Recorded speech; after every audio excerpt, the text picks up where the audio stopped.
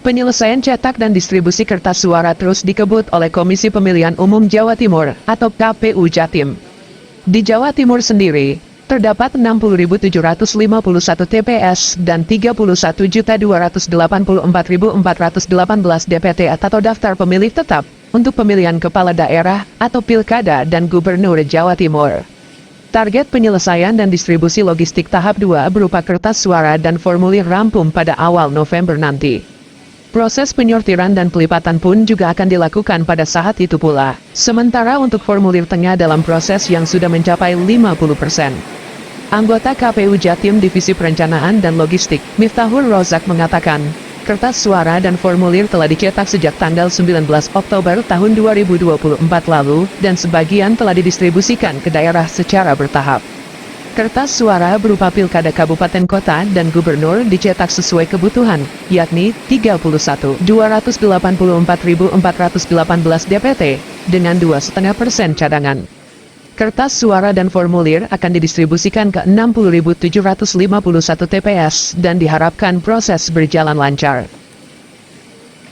Pertama, untuk logistik tahap kedua berupa surat suara, formulir, dan sampul ya.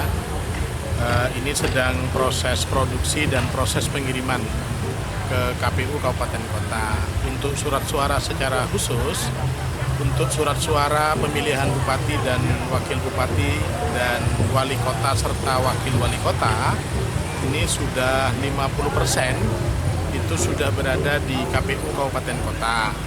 Dan persiapan untuk sortir lipat ya, terkait dengan surat suara itu. Sedangkan untuk surat suara pemilihan gubernur dan wakil gubernur Jawa Timur itu dimulai tanggal 19 Oktober yang lalu dan hari ini memang proses pengiriman untuk surat suara Pilgub Jawa Timur ke Kabupaten Blitar. Nah, insya Allah di awal November ini sudah proses sortir lipat untuk surat suara Pilgub Jawa Timur. Sejauh ini distribusi logistik tahap 2 diharapkan tepat waktu, agar tak menunda proses tahapan berikutnya, yaitu pelipatan dan penyortiran kertas suara. KPU Jatim terus berusaha keras untuk menyelesaikan logistik tahap kedua. Dari Surabaya, Tim Liputan, Potret Kota.